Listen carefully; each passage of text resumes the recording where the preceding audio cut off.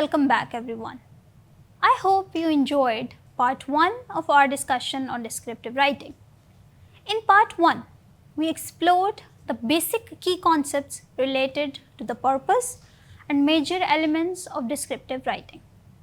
Now, in part 2, we will discuss the structure and process of writing descriptive essay. So let's start with the structure of descriptive writing. Turning to structure, a well-organized piece of descriptive writing does not simply present a stream of unconnected images. It follows a logical pattern of development that guides the reader through the scene or the subject which we are describing in our writing. One common method to arrange the structure is the spatial structure, in which the description moves in a specific direction. That can be from top to bottom, from left to right, from near to far. For example, when describing a painting, a writer might begin with the background and gradually move toward the foreground. This is the spatial structure. Another method is chronological structure. It is especially useful when describing an unfolding event or experience. A third option is emotional or thematic structure, which begins with external descriptions and gradually moves inward to reveal deeper emotional or symbolic meaning. The writer must make conscious decisions about where and how to incorporate description so that it enhances rather than disrupts the flow of the text. That's why transitions are important. Smooth transitions, variation in sentence length, and strategic paragraphing contribute to cohesion and readability. Regardless of the approach, transitions must be smooth and intentional, guiding the reader clearly through the imagery and ideas.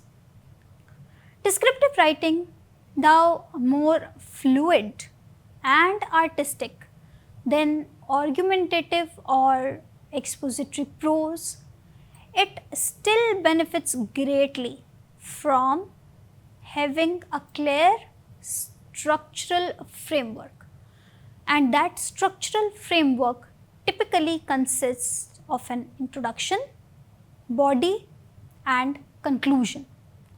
While this structure may appear less rigid or formulaic than in analytical writing, it is no less important. In fact, structure in descriptive writing serves as an invisible guide for the reader, an invisible guide which provides coherence and logical flow through what could otherwise be a disorienting flood of imagery and emotion. That's why structure is important. A well-structured descriptive composition ensures that the writing remains focused, intentional, and impactful, rather than aimless or overly self-indulgent. The introduction in descriptive writing plays a vital role in grounding the reader. It often serves to set the scene, establish context, and introduce the subject of the description, whether it's a place, a person, an object, an experience, or an emotion. Crucially, the introduction may also hint at or explicitly present the dominant impression or mood the writer intends to convey throughout the piece of writing. This is the emotional or atmospheric lens through which all other details will be filtered. For instance, an introduction describing a childhood home might immediately evoke nostalgia or melancholy, depending on the writer's tone and diction. In this way, the opening does not merely tell the reader what is being described, but it begins to shape how they will feel about it. Next come the body paragraphs. The body paragraphs are where the heart of the descriptive work resides. This is where the writer unfolds the sensory details, figurative language, and emotional layer that bring the subject to life. Effective body paragraphs in descriptive writing are typically organized around a particular logic, spatial arrangement, for example, left to right, top to bottom, chronological flow, for example, describing the changes over time, or thematic or emotional progression, for example, moving from surface appearance to deeper symbolic or emotional significance. Each paragraph may focus on a distinct aspect of the subject. In describing a seaside landscape, one paragraph might explore the colors of the sky, another explores sounds of the waves, and another the internal and emotional reaction of the narrator. Importantly, the writer should maintain unity and progression, ensuring that each paragraph builds upon or contrasts meaningfully within the previous one. Transitions and deliberate shifts in tone help maintain fluidity and prevent the writing from becoming static or monotonous. Next comes the conclusion. The conclusion of a descriptive piece serves a more reflective or thematic function than simply summarizing content, as it might in academic essays. It often circles back to the dominant impression introduced at the very beginning and reaffirms or deepens it, as we call it the conclusion. This can be achieved by reflecting on the emotional or symbolic significance of what has been described, or by revealing the broader personal or universal insight that the description was meant to convey. For example, after vividly describing a neglected garden, the conclusion might touch on the theme of decay and renewal, loss and memory, or the passage of time. Rather than introducing new images or unrelated details, the conclusion should resolve the emotional or thematic arc of the piece, leaving the reader with a sense of completion and resonance. That's all about the structure. Moving towards the steps. How to write a descriptive essay, what are the important steps? Writing a descriptive essay involves a thoughtful process of selecting a subject. By subject we mean topic, engaging the senses and organizing ideas to bring a vivid experience to the reader. The very first step in this process is to understand the purpose of the descriptive essay. The purpose, which can be to describe a person, place, object, or event in such a way that the reader can visualize and emotionally connect with the subject. This type of essay, like descriptive essay, does not just tell but shows, because we are calling it as a description. It shows the subject through rich and detailed language. Before anything else, it's important to carefully read the assignment instructions, like what is the topic and what are the instructions given to work on that topic. Knowing exactly what is expected in terms of topic, length, formatting, and criteria will help guide your writing in the right direction from the beginning. Once the assignment is clear, like once the topic is clear to the writer, the next crucial step is choosing a topic that is both meaningful and easy to describe in depth. Like first of all, we have described the domain on which we are going to write, then the topic. A good descriptive essay topic is one that allows you to explore rich sensory details and create a strong emotional impression. It can be something as grand as a memorable vacation or as simple as a cherished family heirloom.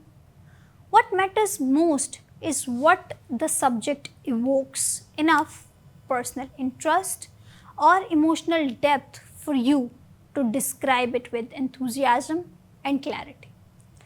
After selecting your topic, spend time on brainstorming. Think about what the subject looks like, what the subject sounds like, what the subject smells like, feels like, and even tastes like if applicable. Use all 5 senses to collect ideas. Free writing, listing, or drawing mind maps can help organize your initial thoughts and uncover unexpected details.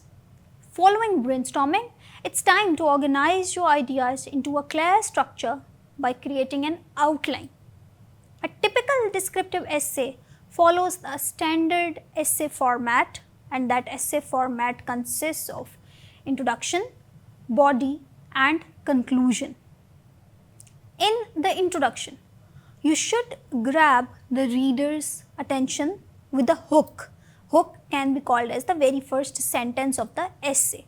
Perhaps a question, a bold statement, or a vivid image. After the hook, we have to provide some background or context for the subject and end the paragraph with a clear thesis statement, the first sentence of your essay. The thesis should explain what you are describing and what impression or emotion you want to convey to the reader. Next comes the body paragraphs. The body paragraphs should each focus on a different aspect or detail of the subject. This could include physical appearance, sounds, smell, textures, and personal associations. Each paragraph should start with a topic sentence and include rich, specific descriptions supported by figurative language such as similes, metaphors, and personification. Here the goal is to immerse the reader fully in the experience which we are describing. Then comes the conclusion. Finally, should reflect on the overall significance or emotional impact of the subject, tying back to the thesis and leaving a lasting impression on the reader. After writing the first draft, revision is a critical next step. During revision, review the content to ensure that your descriptions are vivid and focused and that all sensory elements are clear and engaging.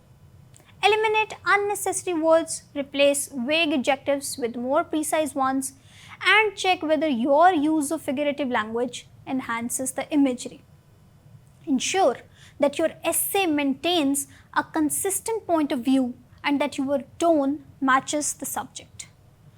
After revising for content and clarity, move on to editing for grammar, punctuation, spelling, and sentence structure.